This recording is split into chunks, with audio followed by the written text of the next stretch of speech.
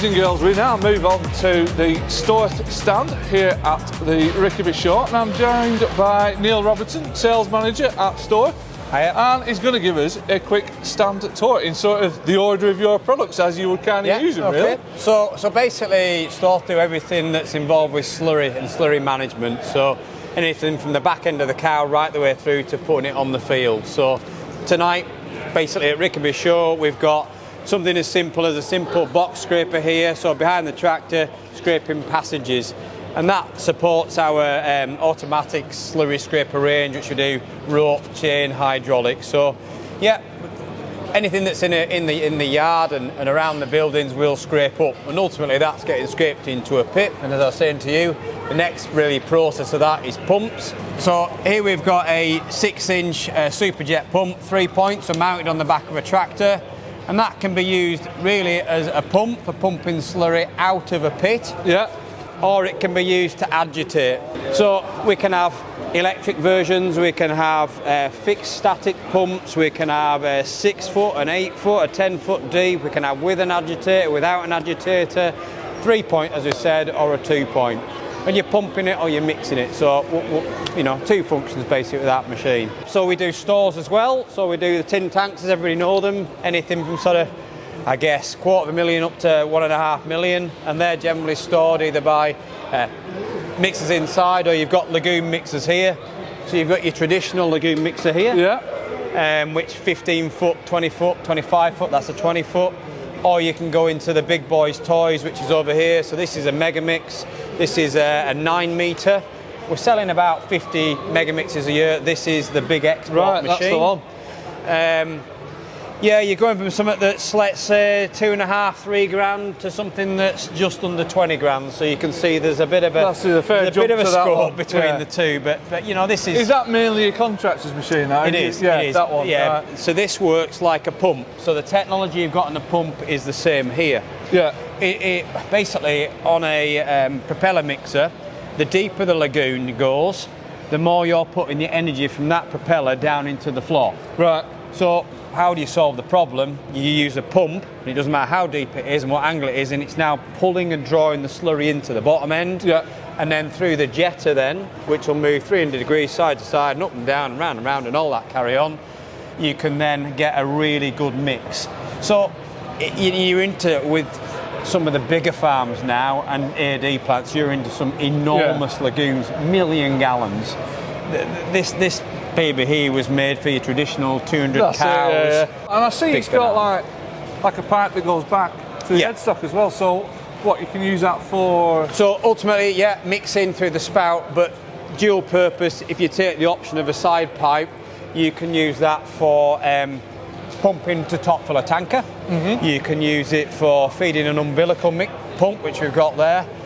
So it's basically giving you a dual purpose machine, and there's lots of options in this. You can do front pipes for top loading, tankers. There's lots of options there.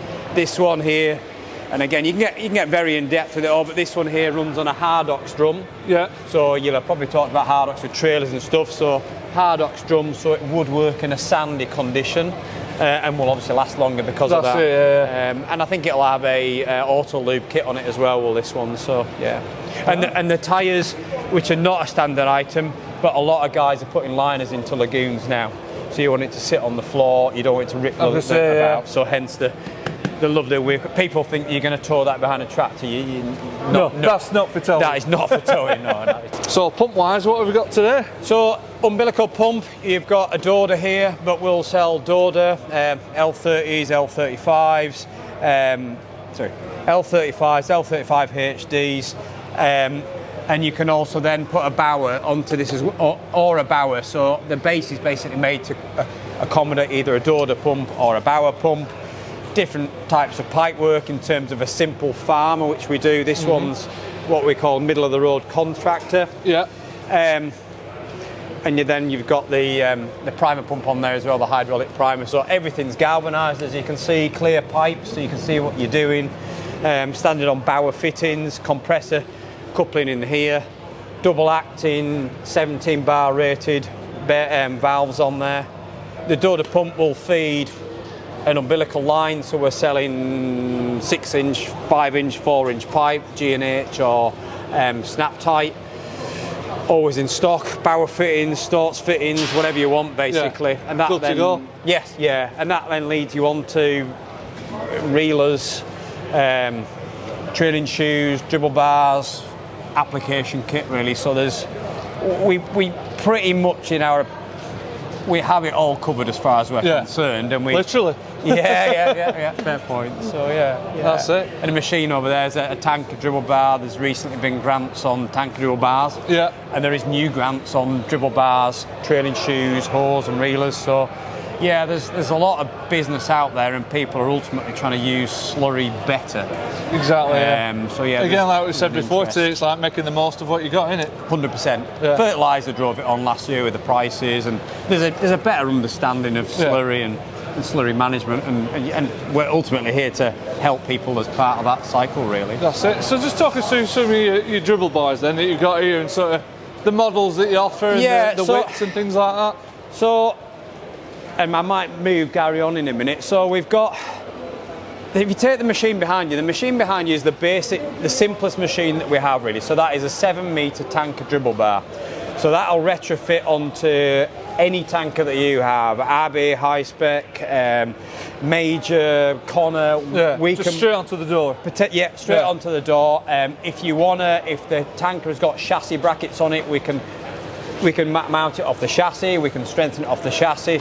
All retrofittable, basically comes as a kit, and the dealer, give or take, can manage that themselves. So that is the simplest sort of solution, and probably our highest selling solution at the moment, just because of the grants.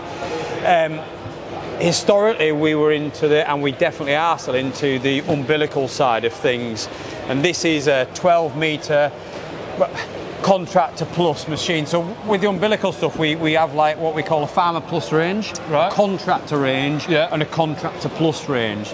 This is, as Gary would say, this is the dog's bollocks, basically. This is the contractor plus machine. So this one here has got 2 distributors.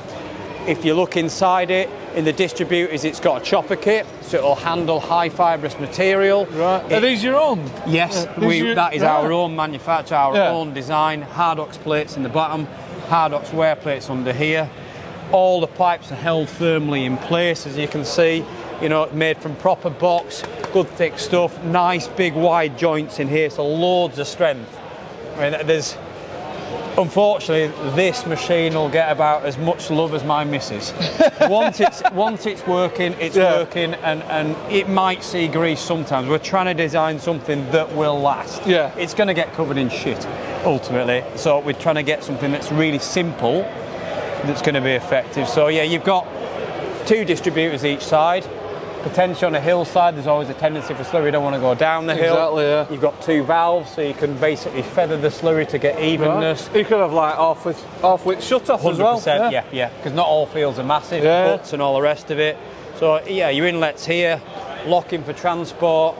You know, it's loads of visibility out the back. Yeah. We do a single macerator machine, and that is called a contractor. More of a farmer type machine, or large farmer, small contractor. Visibility is a bit less. Yeah. But basically, you're doing the same thing. You're putting slurry basically on the soil surface the best that you can. Yeah, where it wants to be, not covering up the leaves and all that. And there's a tendency to go also for the trailing shoe. And I am leading you on a little bit. That's all right. Really. Oh, keep going. Lead away.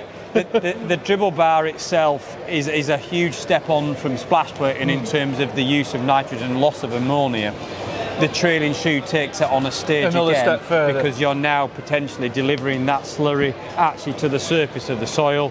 So you're quickening the time it's going to take to get down to the root and give you that additional growth. Slightly heavier machines, more parts. You can see it's a more complex machine. This has to actually put some pressure on the ground, doesn't it? Yeah, exactly. So, but I mean, at the moment the market is probably in dribble bars. Yeah. But there's I would say, of application-wise, the market is probably 80%, 20%. Right. But I think at the moment, it will go more that way. But and do you think you'll ever go disc injection as well? Because we've kind of seen that come and go. It depends on legislation at the end of the day. It's been and gone because high wear costs. Does it damage the soil? It's a bit like different machines suit different farms, suit different soil types, suit different strategies on grass growth, crop growth. But I mean, again, we hopefully deliver on all things, and we can sell you whatever you want. That's really. If the demand's there, you'll. I'm a big fan of the trailing shoe, but it's the most expensive and makes us the most money. So here you go. It's got the most margin. But ultimately, that is delivering the slurry underneath the crop at the soil surface, which is where it's required. But we'll see where the job goes, really. That's it. Well, Neil, thank you very much for your tour of your stand. Absolutely spot on is that. Lovely. And hopefully we'll catch you again next time somewhere.